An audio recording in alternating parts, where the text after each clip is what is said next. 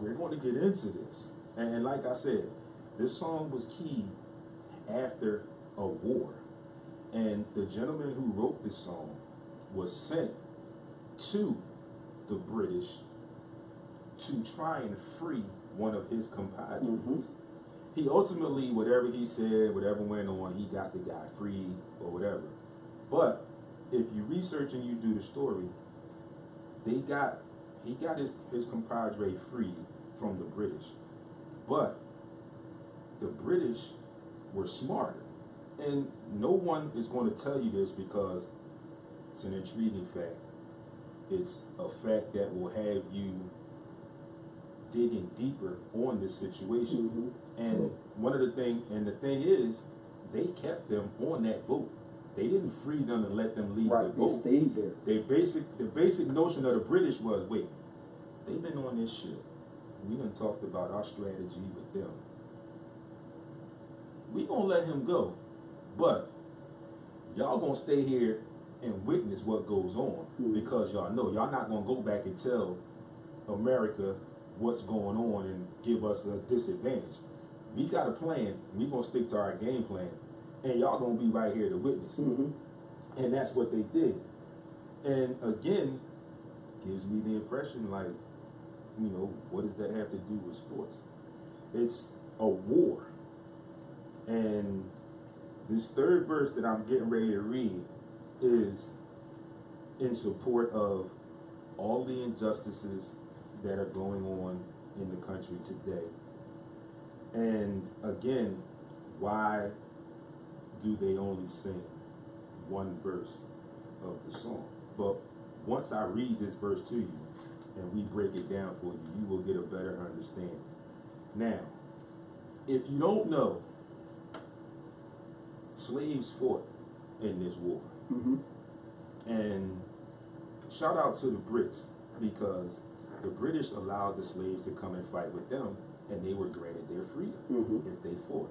Now, in turn, the United States said, if you go and fight with them, you're not really going to be free, but we're going to come and find you, and we will do A, B, and C. With that being said, we all know the first verse of the song. That's the only part of the song that's sang. There's one in between. Now, the third verse is the meat of the whole situation.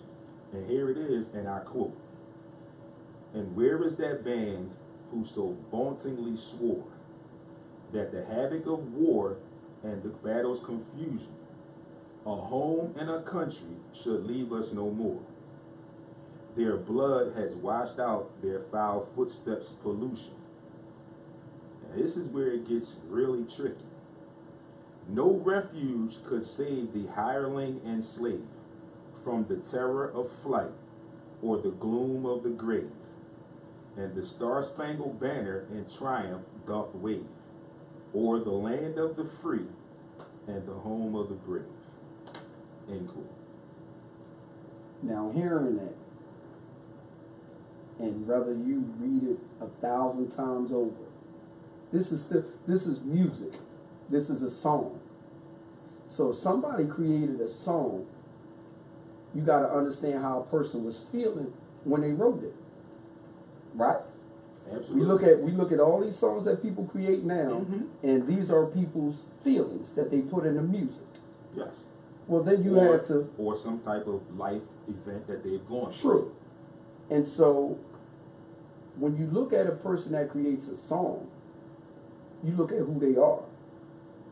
Okay, well, let's do a little backtracking. Who is he? Who is Francis Scott Key? Francis Scott Key, first of all, the song was originally called Defense of Fort McHenry. All right, didn't become the national anthem until about 100 years later. Absolutely. And Francis Scott Keys was not against slavery. He was not against slavery. He thought black people were mentally inferior. He, alongside of every other white man at that time, felt that black people were inferior mentally. Yes. supported sending free black people back to Africa. So he was okay with sending black people back as long as you was free. Yeah. If you was a slave, we keeping you here. You're picking cotton. That's right. You're picking tobacco. You doing what we gonna whoop you. That's right. Here's where it gets tricky, where you talked about that verse. August 24th, 1815, Battle of Bladensburg. Keys encountered a Marine Corps of black soldiers. They were called the Colonial Marines. Yes, indeed. Who fought for the British that you talked about. Absolutely. Who tied in with the British and said, we fight for y'all, we'll get our freedom. Here was the kick. On this particular day, he was a lieutenant in the military who lost a battle to these soldiers, ran back to Georgetown, right? And watched those same soldiers burn the White House and burn the Library of Congress. Yes, they did. That's what... And they held him captive. And that's what transpired prior to the next battle of Fort McHenry.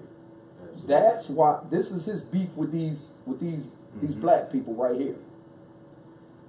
That third verse, when he talk about what happened, you know, he had to watch these soldiers triumph over the city that he loved. Weeks later, he's now on that boat. Absolutely. America lost that battle. Definitely. But the British took such a hit with the casualties that they were forced to kind of let them go. Yeah. And while on that boat, he's looking out and he's seeing the carnage. He's seeing the small flag being waved. Absolutely. And he creates this song. Right. Now, when he creates